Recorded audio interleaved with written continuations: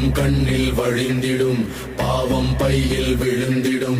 யமனின் வீட்டை நிரப்பிட வேலை இங்கே நடைபெறும்.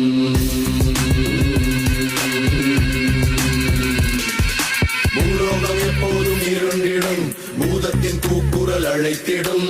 ரத்தங்கள் நித்தமும் முத்தமிடும், ஈடு பக்கங்கள் பத்தாத சரித்திரம். கனலாய் எரியும் மலைக்காடு, நிழலோ இங்கே கிடையாது. எல்லாம் விதியின் சதியோ, இறைவன் செயலோ, விடையேது?